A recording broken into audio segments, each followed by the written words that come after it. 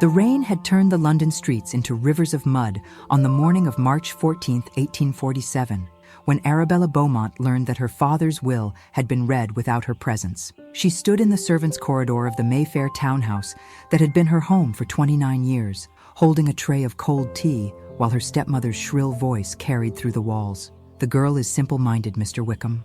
Surely you cannot expect me to honor provisions made for someone who cannot even appear in polite company without causing embarrassment." Arabella's hands trembled, porcelain rattling against silver. She was not simple-minded. She had taught herself Latin, French, and Italian from her father's library. She had read every medical journal he'd collected, every philosophical treatise. But she stuttered when nervous, and her stepmother had transformed this small impediment into evidence of mental deficiency, keeping her hidden from society since the woman had married Arabella's widowed father 12 years ago. The solicitor's response was too quiet to hear, but Lady Beaumont's was not. "The allowance is absurd. £300 annually for a woman who will never marry, never enter society. I have my own daughters to establish. Elizabeth and Jane require suitable dowries. Arabella can remain here, cared for, certainly, but this wasteful independence is out of the question." Arabella set down the tray before she could drop it. Her father had left her an independence, a means of escape, and her stepmother intended to prevent it. She turned and walked through the servants' quarters, past the scullery maid who averted her eyes, past the cook who had once slipped her extra portions when Lady Beaumont enforced punitive fasts. She climbed the narrow stairs to the attic room where she'd been moved 5 years ago, when Elizabeth had required a larger chamber for her coming out. The room was small, cold, tucked under the eaves with a single window that overlooked the mews. Arabella had long ago stopped feeling sorry for herself about it. The isolation had given her something precious, time to read, to think, to exist without the constant criticism that filled the main floors of the house. She pulled her father's last letter from beneath her mattress. He had died 3 months ago, and in the final weeks of his illness, when Lady Beaumont had refused to let Arabella near him, he had managed to send her this. "My dearest girl," it read, "I have failed you terribly. I saw what she did, how she diminished you, and I was too weak, too weary to fight. But I have made provisions. You will have independence. Use it. Leave this house.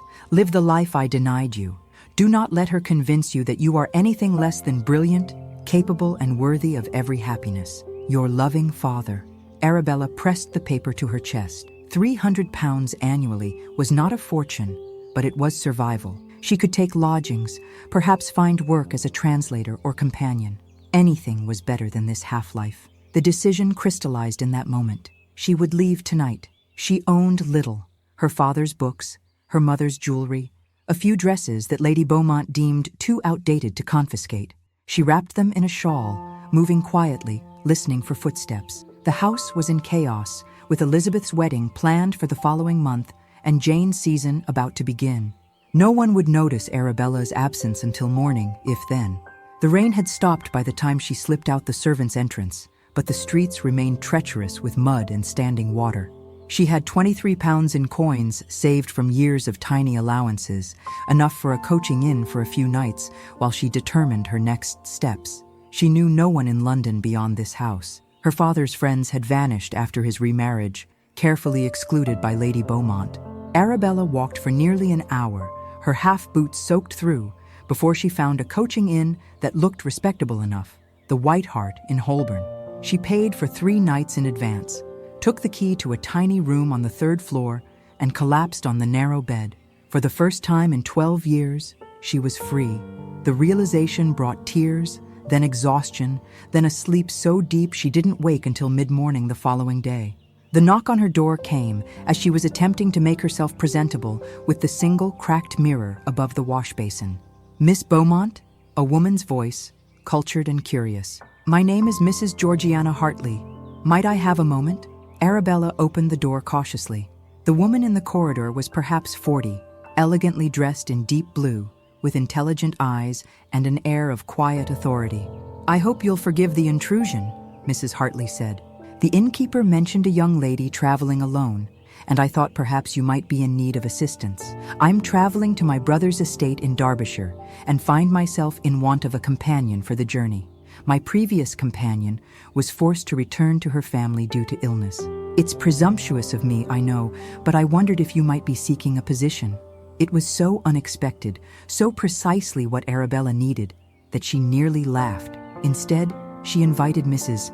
Hartley inside and explained her circumstances with as much honesty as seemed wise. She did not mention her stepmother's cruelty, only that she had left home to seek independence. Mrs. Hartley listened carefully, asked several perceptive questions, and then made her offer. My brother is widowed with 2 young children. His estate is in need of a governess. But more than that, he requires someone capable of managing his quite spectacular library. It's a chaos of acquisitions he's made over years of travel. He's a scholar of sorts, completely disorganized, brilliant, but impractical. The position would include room, board, and £60 annually, with the possibility of increase. I cannot promise it would be permanent, but it would give you time to establish yourself, to determine your next steps. £60 was less than her father's provision, but it included security, purpose, and distance from London. Arabella accepted before she could reconsider. They left the following morning in Mrs. Hartley's well-appointed carriage, traveling north through countryside that grew increasingly beautiful as they put London behind them. Mrs. Hartley proved to be excellent company, well-read and refreshingly direct. She spoke of her brother with a mixture of affection and exasperation. Julian is difficult, she warned as they passed through Nottingham. He's been alone too long, buried in his books and his grief. His wife died 4 years ago in childbirth, along with the infant. He blamed himself, withdrew from society entirely. The children, Michael and Anne, are bright but half wild. They've had 3 governesses in 2 years, each one driven away by Julian's impossible standards and the children's determination to remain uneducated. It did not sound promising, but Arabella had survived Lady Beaumont. She could manage a grieving scholar and unruly children. They arrived at Thornfield Park on a cool April evening, the estate sprawling across a hillside with views of the Derbyshire peaks beyond. The house itself was Jacobean, all mullioned windows and weathered stone, surrounded by gardens that had been left to grow into beautiful wildness. Mrs. Hartley led Arabella directly to the library, bypassing any formal introduction to the master of the house. "He'll be here," she said. "He's always here." The library occupied the entire east wing of the house, 2 floors of books connected by a wrought iron spiral staircase. Books were everywhere, on shelves, stacked on tables, piled on the floor. The chaos was magnificent. A man stood at the upper level, silhouetted against the windows. He turned as they entered, and Arabella felt the peculiar sensation of recognition, though she had never seen him before. Lord Julian Thornfield was perhaps 35, tall and lean, with dark hair that wanted cutting and eyes that were almost black in the dim light. He wore no coat, his shirt sleeves rolled to his elbows, ink stains on his fingers. He looked like a man who had forgotten how to exist anywhere but inside his own mind. "Georgie," he said, his voice low and rough from disuse, "you're early." "I'm precisely on time. You've simply lost track of days again." Mrs. Hartley gestured to Arabella. "This is Miss Arabella Beaumont. She's to be your librarian and the children's governess, assuming you don't terrify her within the first 5 minutes." He descended the spiral staircase with surprising grace, studying Arabella with an intensity that should have been rude, but felt instead like honest curiosity. "Can you read Latin?" he asked without preamble. "Yes, my lord." "Greek?" "Some. My father's collection was limited." "French? Italian?" "Both fluently." He picked up a book from the nearest table, opened it to a random page, handed it to her. "Translate." It was Ovid, the Metamorphoses. Arabella read the Latin, then rendered it into English without hesitation. When she finished, he was almost smiling. "You'll do," he said. "The position is yours if you want it. £60 annually, room and board, access to the library. You'll teach Michael and Anne in the mornings, work on cataloging this disaster in the afternoons. I warn you that I'm terrible company. The children are worse, and the last governess left in tears claiming I was insufferable." "Were you?" Arabella asked before she could stop herself. This time he did smile, and it transformed his face entirely. "Absolutely. But she confused the Carolingian and Byzantine manuscript traditions, and I cannot forgive that level of ignorance in someone purporting to educate my children." Mrs. Hartley laughed. "You see what I mean? Impossible. Miss Beaumont, you're welcome to refuse and return to London with me tomorrow. But Arabella was looking at the books, at the chaotic beauty of this place, at the man who cared more about manuscript traditions than social niceties. She thought of the attic room in Mayfair, of her stepmother's voice dripping with contempt, of the half-life she'd escaped. "I would like to stay," she said. The children appeared at dinner like small feral creatures, eyeing Arabella with suspicion. Michael was 7, dark-haired and solemn like his father. Anne was 5, red-haired and wild-eyed, with a defiance that Arabella recognized from her own mirror. They refused to speak to her throughout the meal, communicating only in whispers to each other.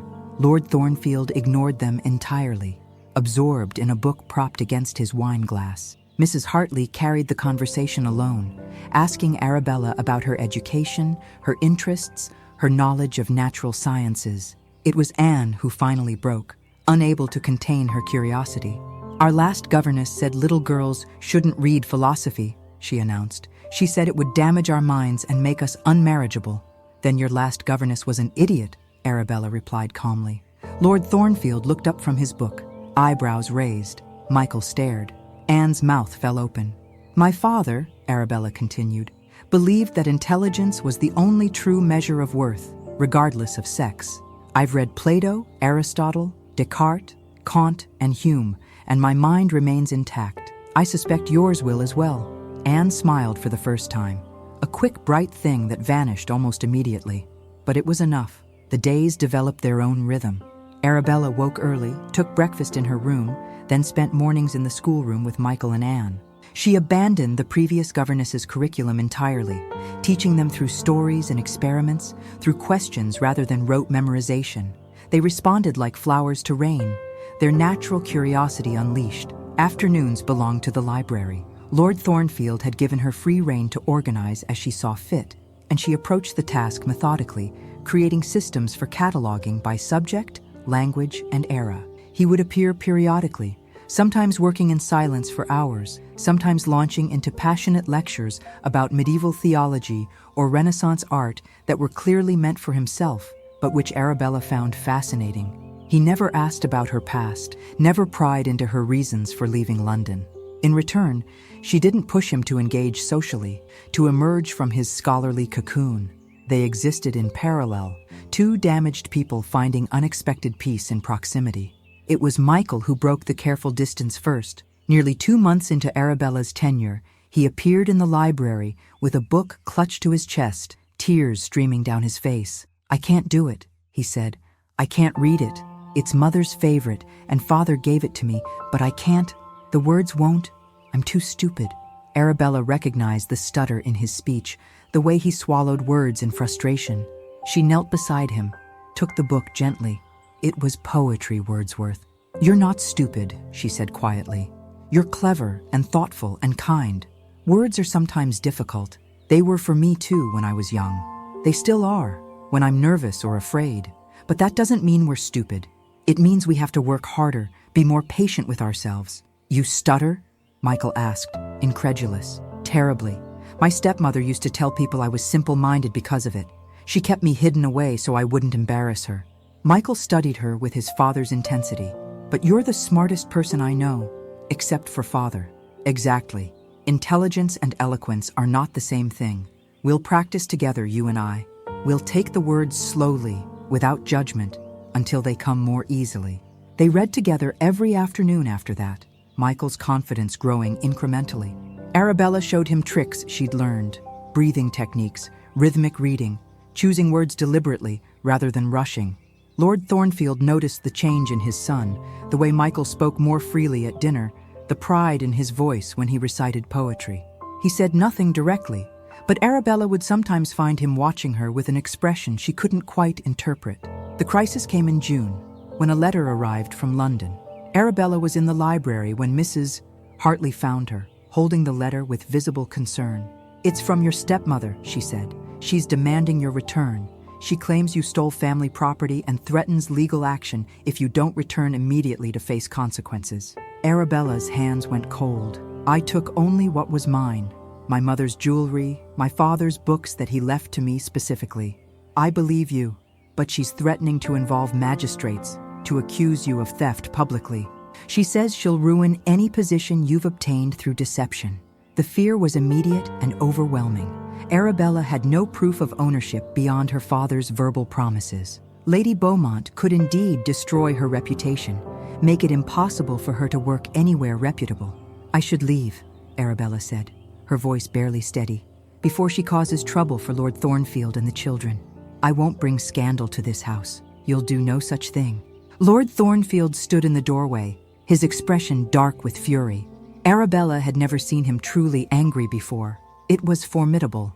"She's threatening legal action," Arabella tried to explain.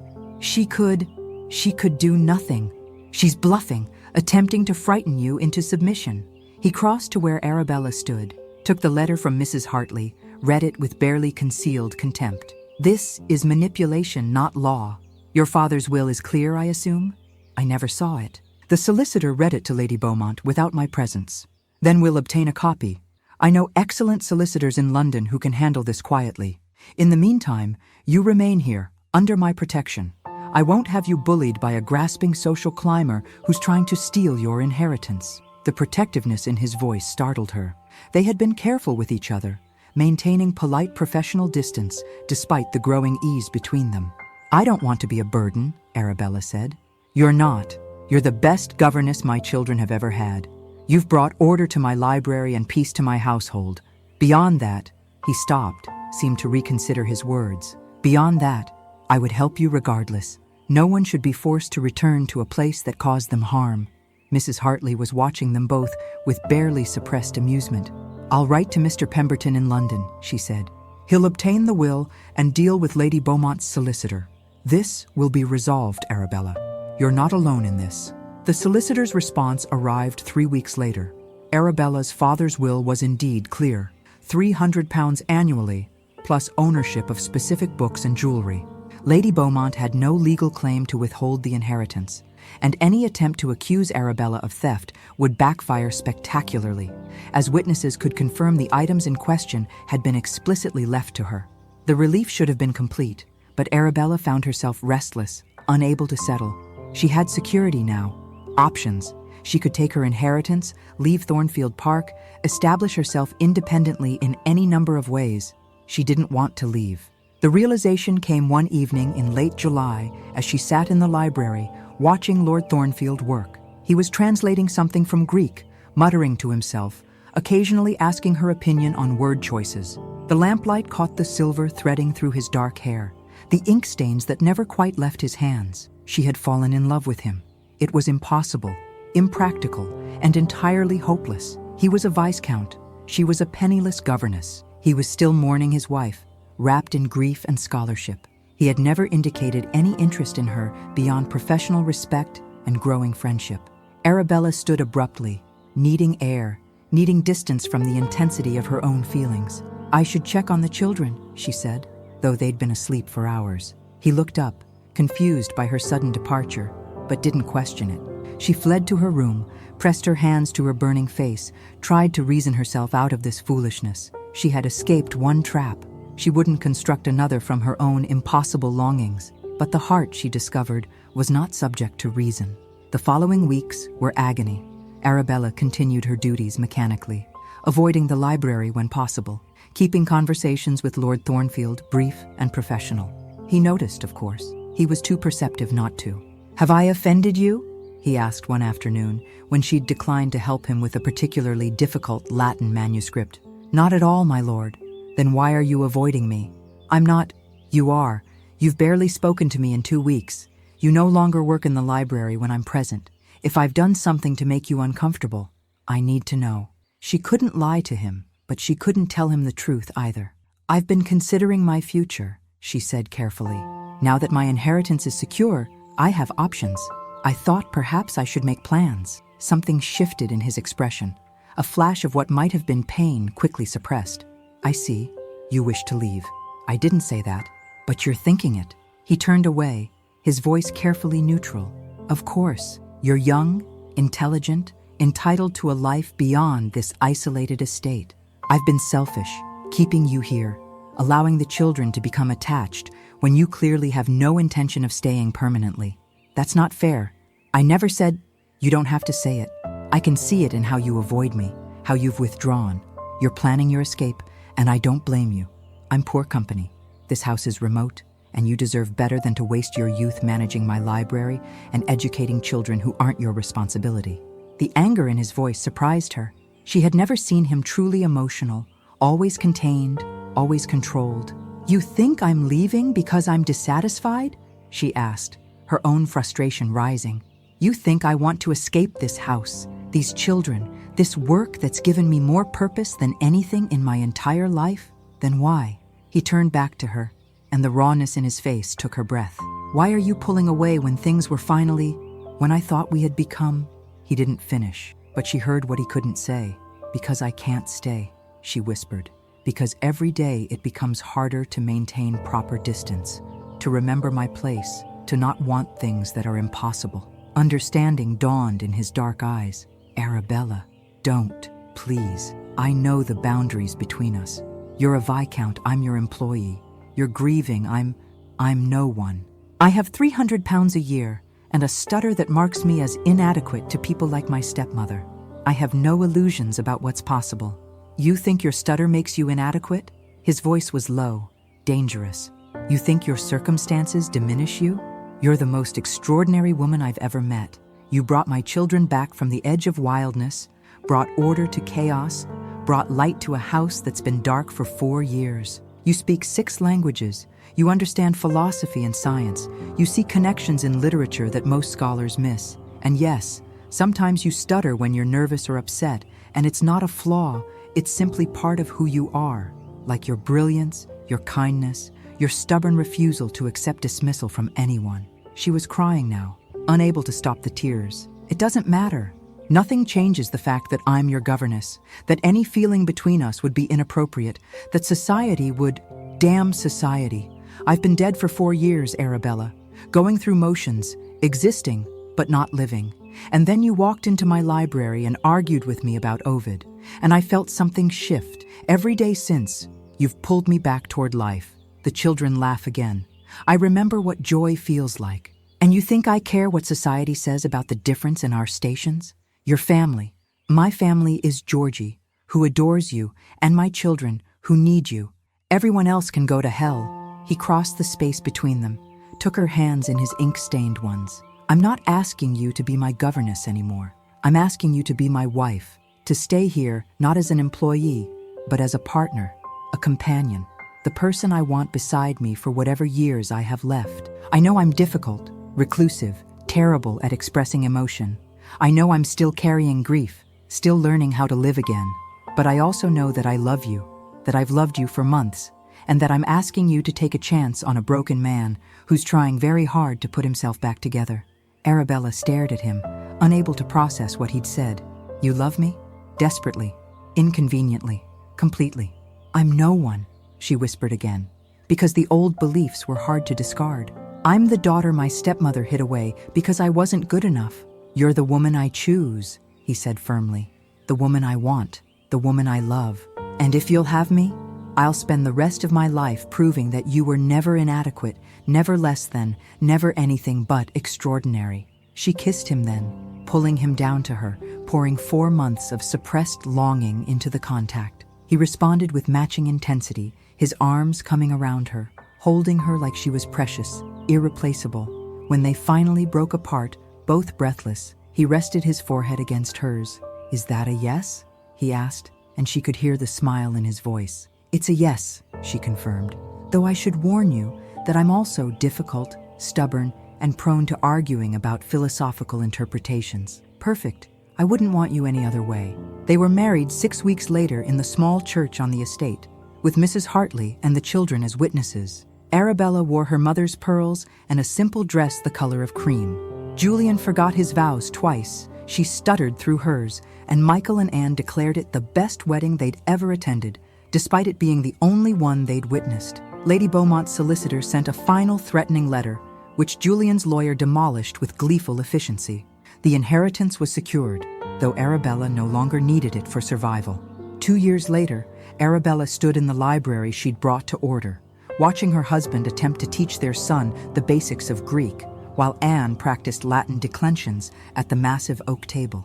A daughter, Clara, slept in a cradle near the window, her small fists curled against her cheeks. Arabella had published 2 translations under an assumed name, established a small school for local children struggling with speech difficulties, and convinced Julian to attend exactly 3 social events per year, which he claimed was excessive but endured with reasonable grace. The house was full of noise now. Children's laughter, scholarly arguments, the occasional dramatic reading from whatever text had captured the family's collective imagination. The gardens were still wild, the library still chaotic, despite Arabella's best efforts, and Julian still forgot to eat when absorbed in research.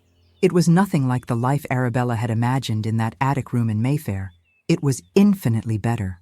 "Arabella," Julian called from across the room, "settle an argument. Michael claims that Cicero was more influential than Seneca, and while he's not entirely wrong, I believe he's missing the nuance of—" "They're both brilliant," she interrupted, crossing to where he stood. "And you're both avoiding your actual lesson, which was supposed to be about verb conjugations, not Roman rhetoric." Michael grinned, unrepentant. Anne looked up from her work. "Mother, can we read the Metamorphoses tonight? Father promised we could start book 3. If you finish your declensions." "Done." Anne held up her slate triumphantly. Julian pulled Arabella close, pressed a kiss to her temple.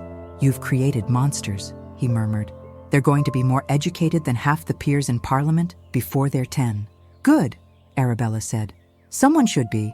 Outside, rain began to fall, drumming against the library windows. Inside, surrounded by books and family and the life she'd built from the ashes of her old one, Arabella felt something she'd never expected to experience.